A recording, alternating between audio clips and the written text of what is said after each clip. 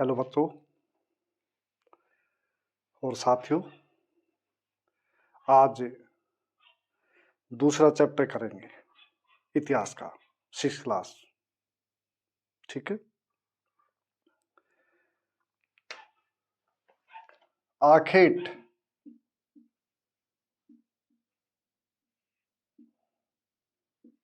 खाद्य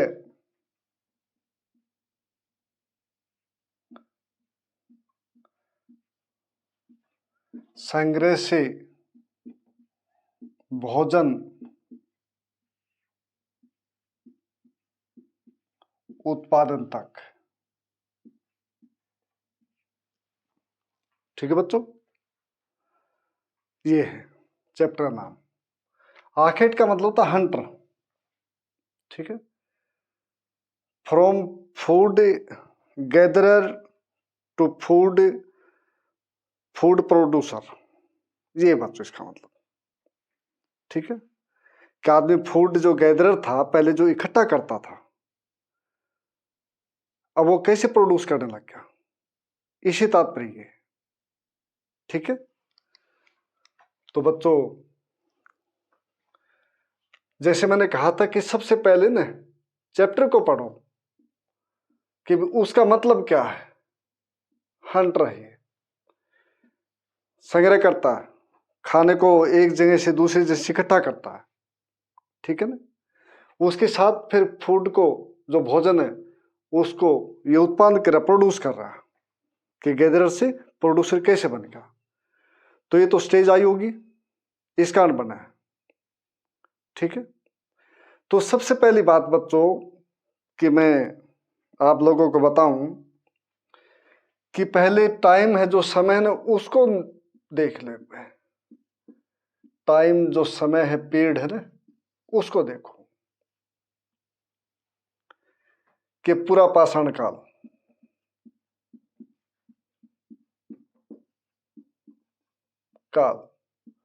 मध्य पाषाण काल,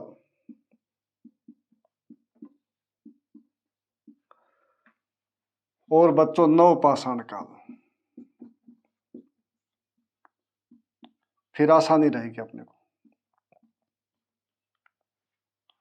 ठीक है। पुरा का मतलब पुराना, ओल्ड, इट इंडिकेट ओल्ड। पाषाण मीन्स स्टोन या पत्थर, काल मान पीरियड। ठीक है। पैलोलिथिक एज, मेजोलिथिक एज और न्यूलिथिक एज। इनका भी इसी प्रकार मध्य माने बीच का, मेजोलिथिक, ग्रीक शब्द है मेजो, पैलो, न्यू। ठीक है। पाषाण पत्थर, काल पीरियड, नव, न्यू। ठीक है। ये है। अब इसका जो पीरियड ले रखा है कि भी 20 लाख से लेकर के 12,000 साल तक, ये बच्चों। अब जो मध्यकाल है, जो ये मध्य पाषाण काल है, इसका 12,000 से लेकर के 10,000 साल तक, के स्टैंड फॉर 1000, इसका 10,000 साल के बाद से बाद का जो सारा नवपाषाण काल, इसी तात्पर्य बच्चों। क्योंकि जैसा हम जानते हैं कि शुरू में आदमी केवल और केवल आदि मानव था, आदि मानव जंगली था। कच्चा मांस, कंद मूल, जो सब्जी, कच्ची जो भी कुछ मिल गया, कच्चा मांस, इस प्रकार की चीजें खाता था। तो अमूमन यहां तक ऐसे ही रहा है, यहां तक ऐसे ही रहा है आदमी। जो सही रूप से जो आधुनिक जो मानव आया, वो लास्ट के फेज में उसमें आया सही रूप से। मेजोलिथिक जो पीरियड है उसके उसमें लास्ट फेज में तब आया। नहीं तो इस समय में इंसान ने केवल पत्थरों का सहारा था, केवल पत्थरों का। ये इसका वर्गीकरण इस प्रकार है, जो क्लासिफिकेशन ऑफ जो स्टोनेज है उसका बच्चों, कि ये पत्थर है। पूरा पाषाण काल, ये जो टाइम बटा हुआ है, वो उसका कारण ये है कि पत्थर है, उसके आधार पे बटे हुए हैं। और पत्थर के क्या बनाए आदमी ने? औजार बनाए, और कुछ सामान था वो बनाया, हथियार मान लो, कुछ ही मान लो, इसके आधार पे है कि पुरापाषाण जो काल में पत्थर जो आदमी ने प्रयोग किए, धातु का प्रयोग नहीं था उस समय में, धातु नहीं थी, तो जो पत्थर, जो भारी पत्थर थे, उस जो भी भाग था उसका एज इट इज प्रयोग किया आदमी ने मोस्टली, एक जो कहे कि ब्लंट, उस रूप में प्रयोग किया। ठीक है। दूसरे फेज में उसने फिर उस जो पत्थर था उसको हल्का कर दिया, बीच का पत्थर, उसकी थोड़ी सी धार कर दी, इसलिए मध्यपाषाण काल कहा जाता है। 12,000 से लेकर के 10,000 साल ईस्वी तक, ठीक है, पूर्व तक। उसके बाद 10,000 ईस्वी पूर्व में जो आया नवपाषाण काल, इसमें कहते जो पत्थर है ये तेज कर दी इंसान ने, चाहे हथियार के रूप में हो, चाहे वो किसी औजार उसके रूप में हो या किसी भी रूप में हो, क्योंकि पत्थरों से ही वो अपने जो कुल्हाड़ी थी, जो हथौड़ी थी, और जो पेड़ों की छाल तारी, किस चीज को काटा उसने, वो पत्थरों से ही काटता था। इसलिए जो वर्गीकरण हुआ ये सब कुछ इसके पत्थरों के प्रयोग के कारण हुआ है। ठीक है। अब यहां से आदमी, जो आधुनिक मानव, यहां से उसका उदय है सही रूप से, कि जो नवपाषाण काल यहां से है।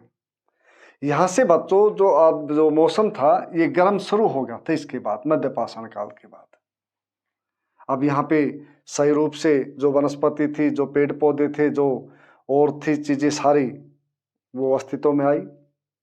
उससे पहले भी थी लेकिन यहां से फर्क पड़ गया इसके बाद। ठीक है। अब यहाँ पे आदमी ने, इंसान ने कृषि करना सीख लिया, इतना बढ़ गया आदमी। यहाँ पे इंसान ने एक बस्ती बसा ली, अपनी बस्ती बसाई, ये कर दिया। यहाँ पे इंसान ने कपड़ा ये भी बुनना सीख लिया, और इस समय तक कि जो आग है उसका भी प्रयोग सीख चुका था। ठीक है। आग का प्रयोग तो बच्चों इससे पहले सीखा था, मतलब आदि इंसान ने। अगर भारत का जिक्र करूं मैं, जैसे तो 30,000 साल ईस्वी पूर्व, 30,000 साल पहले, ये मान लो, ये प्रयागराज जो उत्तर प्रदेश में उसके आसपास जगह है।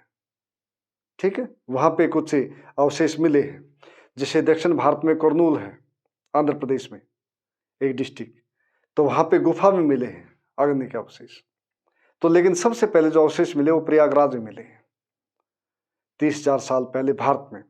वैसे हम कहें कि केनिया में, अफ्रीका जो कॉन्टिनेंट है उसमें जो देश केनिया है, तो उसमें एक भी 2 लाख साल से लेकर के उससे भी पहले तक के अवशेष मिले हैं वहां पे, कि आदमी ने जो अग्नि है उसका प्रयोग शुरू कर दिया था या उसकी खोज कर दी थी।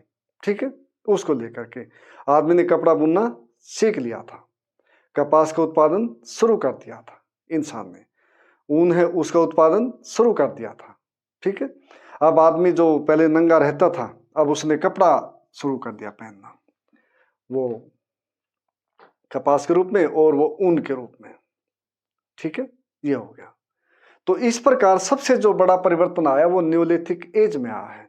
इसका वर्गीकरण भी जो किताब में दे रखा है, वैसे वर्गीकरण भी इसी आधार पे कि जो पत्थर है वो छोटे बड़े, या मतलब तेज और ब्लंट, उसके आधार पे, शार्प और ब्लंट उसके आधार पे। इसमें ज्यादा ब्लंट होते हैं, फिर उस थोड़ा ठीक होता, फिर इसमें शार्प हो जाते हैं। इसमें पत्थरों पे पॉलिश भी की हुई है। ठीक है। हथियार थे जो बने उन पे भी ये भी किया हुआ, तो इसमें ध्यान रखना। ठीक है। 3 फेज है इसकी। ये अब ये है बच्चों की कि आदमी एक जगह से दूसरी जगह पे क्यों घूमता था, आदमी घूमता क्यों था, ये ध्यान रखो कि आदमी है एक स्थान पे दूसरे स्थान पे क्यों घूमता था। एक तो जैसे मैंने बताया कि बच्चों सबसे पहली बात ये कि आदमी एक डरपोक प्राणी है। ठीक है। क्योंकि उसके पास उतने दांत नहीं है, उतने पंजे नाखून नहीं है जैसे शेर के या दूसरे बिल्ली है उनके होते हैं। ठीक है। आदमी फिर उतनी चुस्ती और फुर्ती भी नहीं है जैसे उनके पास है। ठीक। तो बच्चों घूमता इसलिए था ये, एक तो भोजन की तलाश में कि भोजन कहाँ मिलेगा, पहली बात, क्योंकि आदमी ने यहाँ पे कंद जो मूल है वो खाया है, फल है वो खाए हैं, फूल और फल ये खाए हैं और मांस खाया है ये। तो जब भी आदमी को जरूरत पड़ी तो उसने अपना जगह बदली, पहली बात। तो दूसरी बात ये कि मान लो एक जगह ये है, ये जगह है, ये कोई क्षेत्र है, आदमी ने इस क्षेत्र की जो कंदमूल घास फूस थी, जो मांस थे, भेड़ बकरी जो कुछ था, खत्म कर दिया, कम हो गई। अब उसके बाद ये बचे तो आदमी यहां से माइग्रेट हो जाएगा यहाँ पे। इसीलिए भोजन की तलाश में, या जो जानवर थे, हिरण था, कुछ किसी जानवरों की तलाश में या जानवरों के पीछा करता हुआ, ठीक है ना, पीछा करता हुआ, इसलिए आदमी एक स्थान से दूसरे स्थान पे आदमी गया शिकार के लिए, ठीक है। एक अगली बात कि मौसम के अनुसार, क्योंकि मौसम अनुसार जो फल फूल आते मौसम के अनुसार आते हैं, अगर मौसम के अनुसार फल फूल उनको दूसरी जगह मिलते हैं तो इंसान फिर वहां पे माइग्रेट हो जाता है। इसलिए आदमी उस समय जो घूमता फिरता था, उसका प्रमुख कारण ये था कि एक जगह के कंदमूल पे जो पशु पक्षी खत्म हो गए तो आदमी दूसरा स्थान बदल दिया, एक उनके शिकार के पीछे करता जाता हुआ फिर बदल दिया, ठीक है ना। एक मौसम बदला, दूसरी जगह कंदमूल मिले तो वहां चला गया। एक दूसरा कि भाई पानी की तलाश में, पानी की तलाश में बच्चों, क्योंकि जो झील है, जो झरने हैं, जो नदी है, पानी वहां मिलेगा। कई बार सूख जाते थे गर्मी टाइम में, तो बारिश होती तो फिर आदमी जो जहाँ पे पानी होता है उस समय फिर वहां जाते थे, ठीक है ना। तो इसलिए छोटी बड़ी झील थे जो पानी, जबकि मोस्टली पानी रहता था, लेकिन फिर भी पानी नहीं मिला तो उसकी तलाश में आदमी ने अपनी जगह परिवर्तन की है, ठीक है। तो ये बात बेटा, तो ये 3 पीढ़ी ध्यान रखिए कि मेजोलिथिक, उसे सॉरी पैलोलिथिक और मेजोलिथिक और न्यूलिथिक बेटा, कि आदमी सबसे डरपोक प्राणी।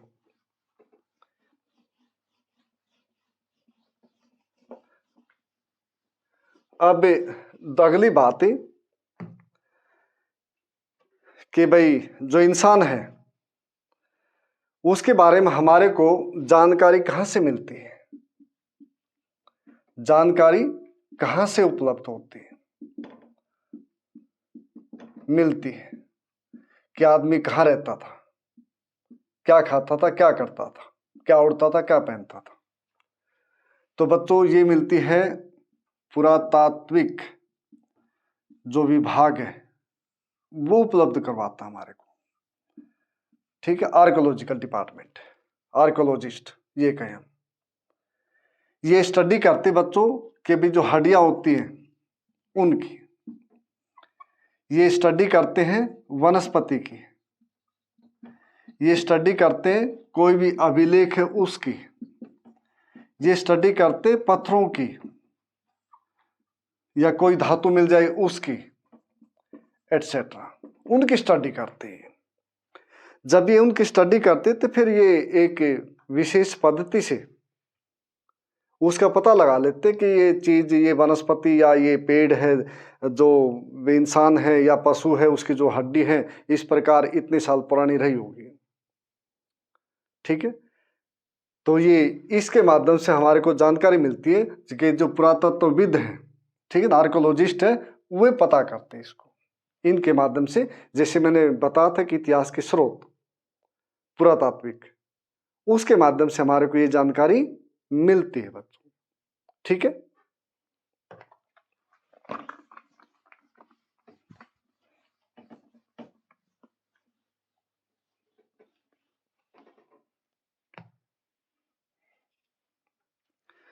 कि आदमी रहता कहाँ था, रहता कहाँ था।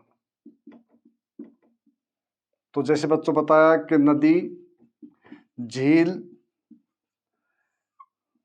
पहाड़ी, वहां पे रहता था आदमी, ठीक है। अब प्रमुख कारण क्या था, सुरक्षा को लेकर के। फिर जो साधन, खाने का जो भोजन उसका उसको लेकर के कि भोजन यहाँ मिलेगा, कि नदी है, झील है, उसके पास उसको मछली मिलेंगी, सेफ्टी साथ साथ परिवहन का साधन मिलेगा, आने जाने का एक स्थान से तैर करके जो भी है, पहाड़ी है उस पे सेफ्टी पर्पज को लेकर के फिर वहाँ रहेगा आदमी। और कई बार तो आदमी जो पत्थरों होती थी, अच्छे पत्थरों की तलाश में कहीं भी निकल जाता था, पत्थरों की तलाश में निकल गया और अच्छे पत्थर मिले उसका हथियार बनाने के, फिर वहीं बस गया आदमी।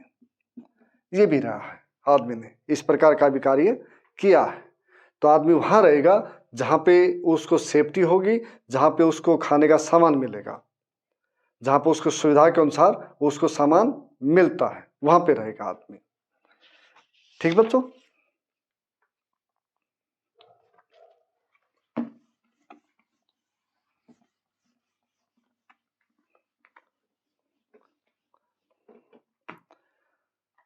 अब आए बच्चों आग की खोज।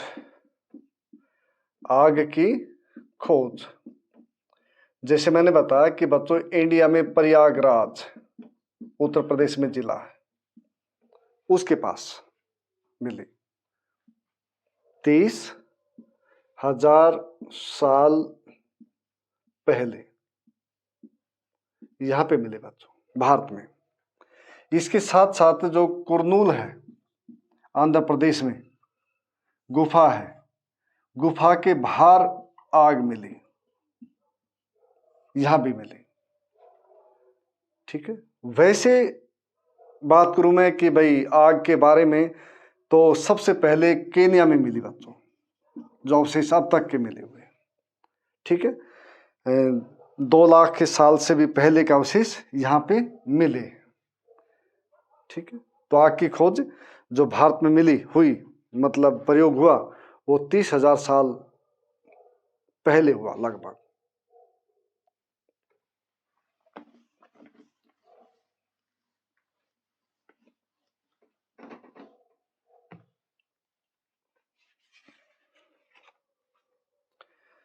अब जो आग की खोज हुई थी, तो आग के लाभ भी होंगे कुछ, आग के लाभ ये भी होंगे बच्चों।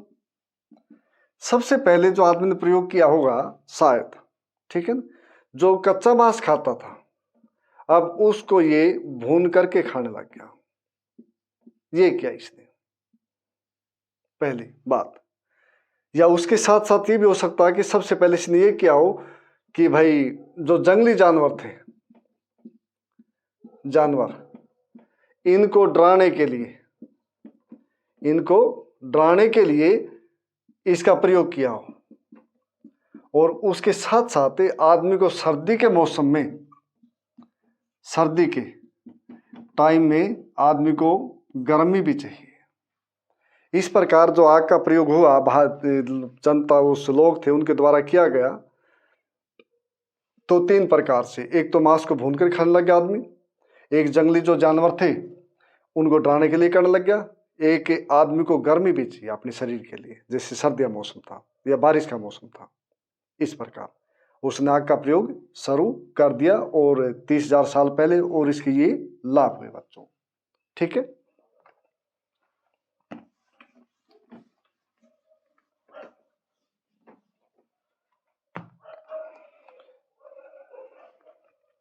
अब इसके बाद आदमी ने, जैसे बताया था मैंने कि नवपाषाण काल,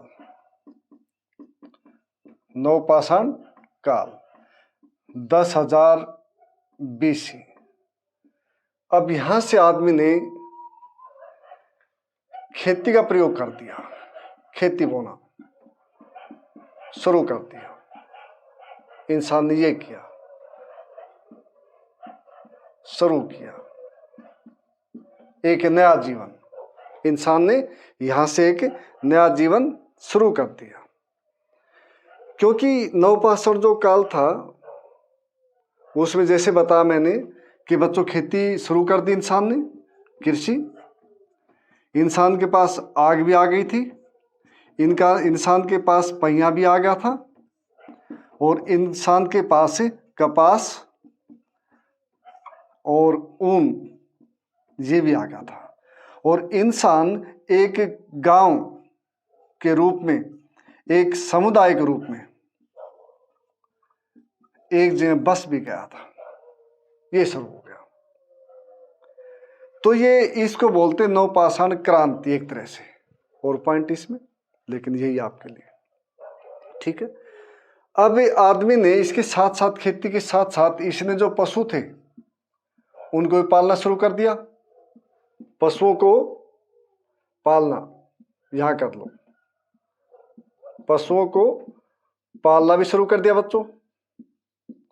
और पशुओं को, उन पशुओं को पाला उसने जो अहिंसक थे, जो हिंसक नहीं थे। जब ऐसे पशु तो पशु होता है, जंगली कोई भी हो, ये तो हमने उनको आदत डाल दी, जैसे कुत्ता है, बिल्ली है। अब आदमी रखने को तो पिटबुल भी रखते हैं, लेकिन वो अहिंसक तो नहीं है। लेकिन एक अटैचमेंट होता है, एक बॉन्ड होता है, उसके तहत आदमी और जो जानवर, उसमें एक संबंध बन गया अपने आप में। लेकिन किस टाइम बिगड़ जाए उसका वहशीपना, वो जानवर जो जंगली पना उसका किस में आ जाए, इसके बारे में हम कुछ नहीं कह सकते। लेकिन फिर भी आदमी ने अपनी सेफ्टी, सिक्योरिटी कुछ भी लिए, इसलिए उसने पाला। सबसे पहले उसने कुत्ते को पाला, ये किया। कुत्ते का प्रयोग इसने हो सकता है कि अपनी सुरक्षा के लिए किया हो, ये कारण हो सकता है। और दूसरा कारण, इसने शिकार के लिए किया हो, ये कारण हो सकता है, ठीक। कुत्ते के बाद इसने जो भेड़ थी, बकरी, उसको पाला। उसके साथ साथ जो भी जिस क्षेत्र में थे पशु, फिर उसने उसको पालना शुरू कर दिया, चाहे गाय हो, चाहे सुअर हो, चाहे बारहसिंगा हिरण हो, या एटसेट्रा कुछ भी हो। इसने अपनी सुविधा के अनुसार बच्चों वो पालने शुरू कर दिए, ये शुरू कर दिया इसने, ठीक है। हाँ, पशुओं को लेकर के आदमी एक असहज था पहले, लेकिन पालने के बाद जब उसने एक जगह अपना समुदाय बसाया, एक गांव की जो कंसेप्ट होती छोटी, मतलब एक अपनेपन की, एक समुदाय की, वो होने के बाद फिर आदमी ने ये सोचा कि नहीं, अब ठीक है, सेफ्टी है। एक और कारण बताऊं मैं आपको कि इसके साथ साथ कि आदमी गांव में क्यों रहता है,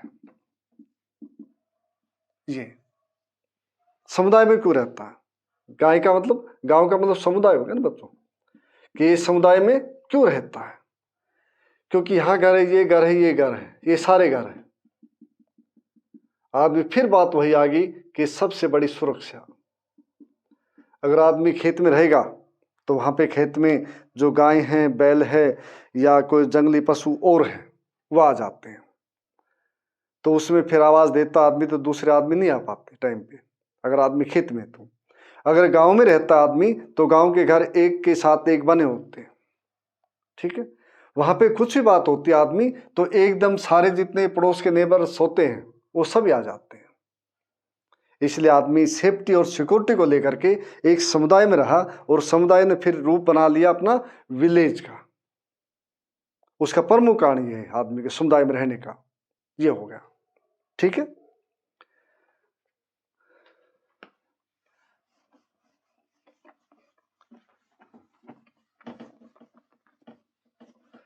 तो बच्चों, आपने जैसे कृषि बोना शुरू किया, पशु पालने शुरू किए, यहीं से आदमी का वो टर्निंग पॉइंट, लाइफ अच्छी होने शुरू हो गई कि आदमी ने कृषि की।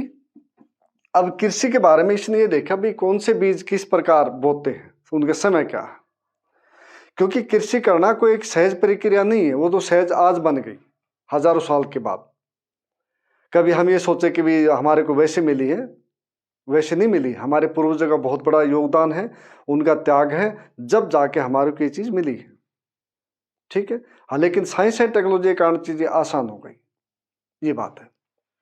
अब कृषि में उनने बीज देखा कि बीज कौन सा बीज और कब बोना है,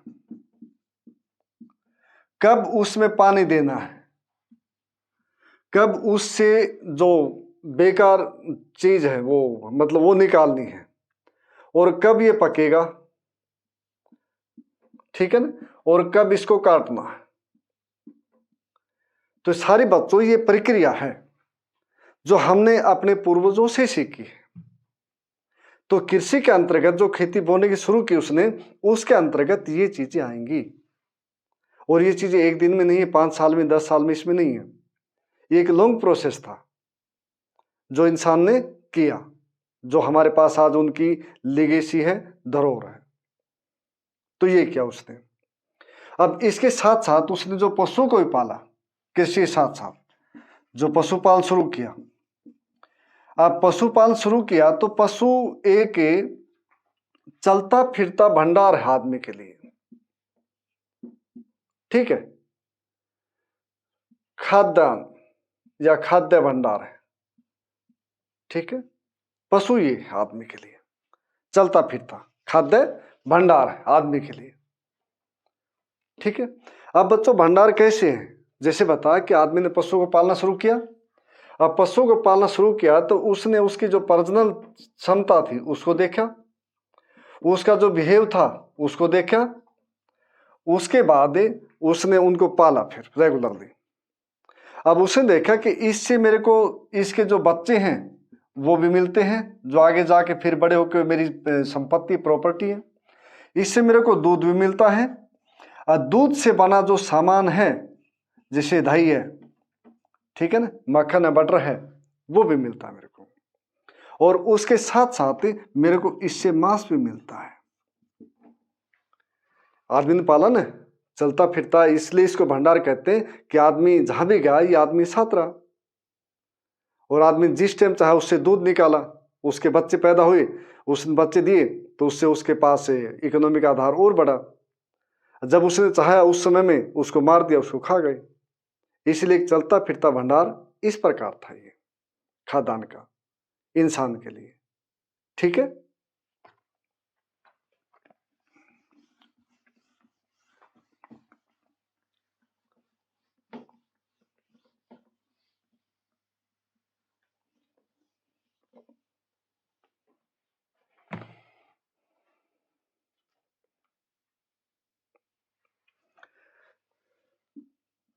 बात कृषि की थी बच्चों कि आरंभिक क्षेत्र कहां कहां पर है। आरंभिक क्षेत्र कहां पे आए, तो सबसे पहले बच्चों बुर्जहोम,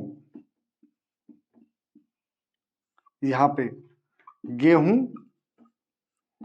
और जौ यहां पे आए। इसके साथ साथ फिर जो विंध्य क्षेत्र है वो उसमें आया चावल। इसके साथ साथ जो नॉर्थ ईस्ट का जो क्षेत्र है गारो खासी, वहां पे चावल आया। इसके बाद जो दूसरे क्षेत्र हैं फिर वहां पे कृषि हुई। ये प्राचीन स्थल है जहां से हुई, ठीक है। अब इन्हीं के कारण जो दूसरे जो गंगा का मैदान था, सिंध का मैदान है, फिर सब कुछ यहीं से फैला है। गंगा का मैदान है या नीचे जो दक्षिण भारत है उसमें है। क्योंकि जहां भी नदियां जाएंगी तो वो अपने साथ साथ जो सेडिमेंट्री जो रॉक है वो लेके जाएंगी, छोटे छोटे जो कण होते हैं।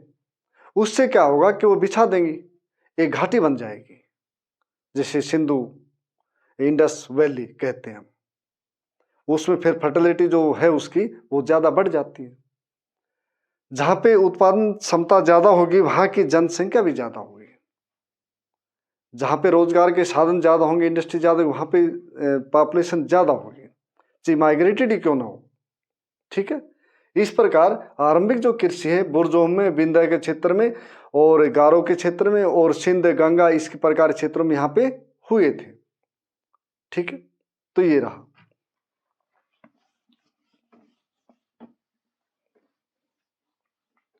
एक दूसरा बच्चों गर्तवास। गर्त का मतलब होता है गड्ढा, डिच या होल, ठीक है बच्चों। ये मिला है जम्मू कश्मीर में, यहाँ पे मिला है गर्तवास। इससे तात्पर्य ये बच्चों कि एक गड्ढा है, गड्ढे को खोद करके उसके बाद फिर रहने का जगह बनाना, रहने की जगह बनाना, या मकान, छोटी झोपड़ी, जो भी कुछ ही बनाना, इस प्रकार की गड्ढा। पहले गड्ढा खोदो, ठीक है, फिर उसके बाद फिर यहाँ पे बनाओ। ये है गड्ढा खोदने के बाद, ठीक है, फिर नीचे बनाओ ताकि जो गर्मी है और सर्दी है उससे बचा जा सके। क्योंकि ऐसे अवशेष जम्मू कश्मीर में इसलिए मिले कि वहाँ पे ठंड ज़्यादा रही होगी, जबकि उस समय में ये कि न्यूलिथिक एज में तो ठंड सारे क्षेत्र में एक समान है, लेकिन वो हिली एरिया है तो उसमें ज़्यादा रही। जैसे आज भी बर्फ़ जो पड़ती, स्नोफॉल होता है, वो इसी साइड में पड़ता ज़्यादा। नॉर्थ जो इंडिया है, जो हिमालय की जो बेल्ट सारी नॉर्थ वाली, उसमें पड़ते हैं, इसलिए उसका कारण ये हो सकता है बच्चों। इसको कहते हैं गर्तवास, ठीक है, ये बात है। और इसमें जो गर्तवास है बच्चों, इसी में जो आदमियों ने क्रिमेशन किया अपने आदमियों का, जो भी आदमी डेड हुआ, तो उसके आदमी के साथ साथ पशु भी मिले हैं। आदमी के साथ बकरी या और कोई जानवर जैसे कुत्ता, वो मिला है। इसके साथ यहाँ पे कुछ सामान भी मिला है, मिट्टी के बर्तन या और सामान। इसका मतलब ये अनुमान लगाते हैं इतिहासकार कि ये एक पुनर्जन्म की कंसेप्ट रही होगी कि भी आदमी यहाँ से जो जमीन है, जो पृथ्वी है, इससे अगर आप उसमें जाओगे स्वर्ग में, तो यहाँ पे बीच में जो रास्ता है, इसमें तय करने में इसको किसी साथी की जरूरत पड़ेगी, और इसको इस समय में भूख भी लगेगी, इसलिए इसको जो बर्तन है, जो इसके अनाज है, इसका प्रबंध कर दिया जाए। ये काम था, इसलिए इसके जो गर्तवास हुए इस साइड में, तो वहां पे ये हुआ था, ठीक है। एक जगह आती इसमें, अगला पॉइंट,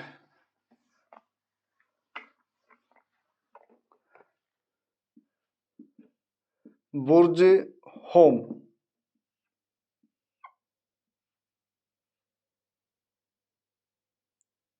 जो इसमें वो भी ले बच्चों, गर्तवास यहाँ पे है। ये जगह का नाम बुर्ज होम है, जम्मू कश्मीर में, ठीक है बच्चों।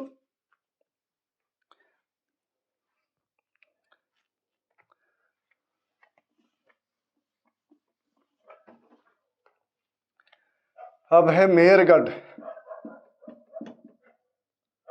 की स्टडी, केस स्टडी।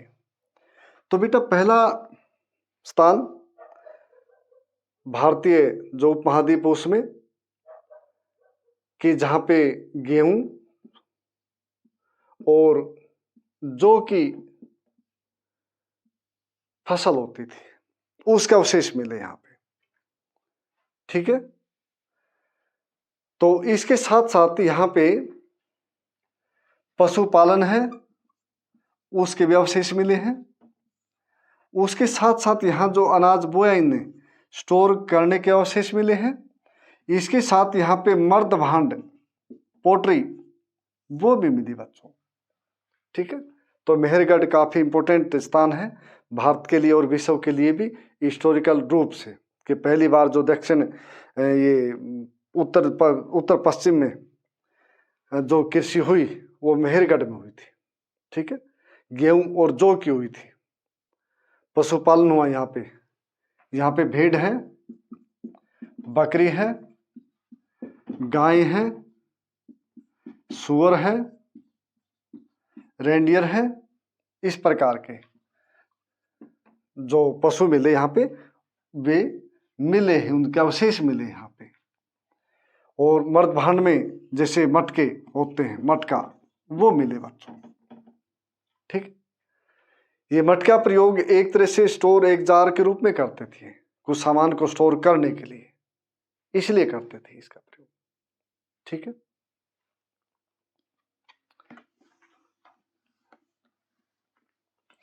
और यहां से बच्चों जो पोट्री मिली है, वो जो चौक होता है, चाक, ठीक है, पहिया, इसके ऊपर बनाई गई थी। एक तो था हाथ से मटका बनाना, एक होता पहिया घुमा करके, उसके भी अवशेष मिले यहां पे।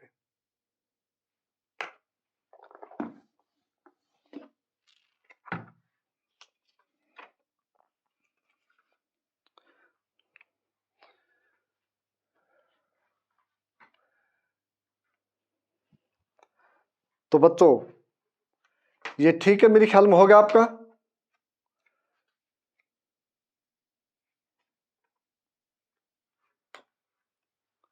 एक टॉपिक रहेगा बच्चों, पूरा स्थल, ये रहेगा।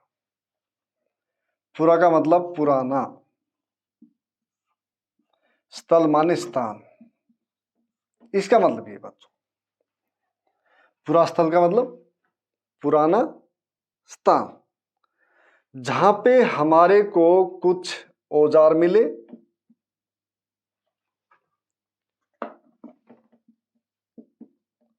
कुछ हथियार मिले, या और कोई सामान मिले, उसको बोलते बच्चों पूरा स्थल।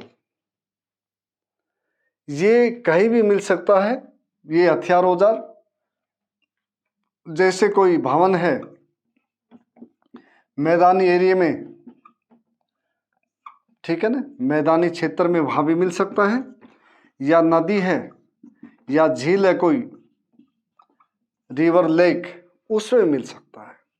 इसका मतलब ये कि यहाँ पे आदमी पहले रहे होंगे, जहाँ पे पुराना सामान मिले, औजार है, हथियार है, सामान है, मर्द भांड है, कुछ ही मान लो, आगे जो भी कुछ मिले, उसको बोलते बेटा पुराना स्थल या पूरा स्थल के पुराना स्थान, ठीक है, ये है इसका मतलब। तो बच्चों दूसरा जो चैप्टर था आपका वो कंप्लीट हो गया, और मेरी कोशिश रही कि भी आसान से आसान तरीके से आपको समझाऊं। फिर भी कोई कमी रही तो मैं ये कहूँगा कि नहीं, कमेंट बॉक्स में ज़रूर लिखिए, डालिए कि सर यहाँ कमी रहेगी, मैं उसको सुधारूंगा, ठीक है। तो धन्यवाद सभी का बच्चों, इसको ज़रूर लर्न करिए। और जो मुश्किल जो शब्द है, जैसे पुरातत्व है, पुरा स्थल है, मध्य पाषाण है, पुरा पाषाण है, ठीक है ना, इसके बारे में जानकारी जरूर लीजिए। बुर्ज होम है, गर्तवास है, इसके बारे में जरूर पढ़िए और लिख के देखिए, उससे आपकी लिखाई अच्छी होगी, आपको नंबर अच्छे आएंगे और जल्दी याद होगा। ठीक है बच्चों, धन्यवाद।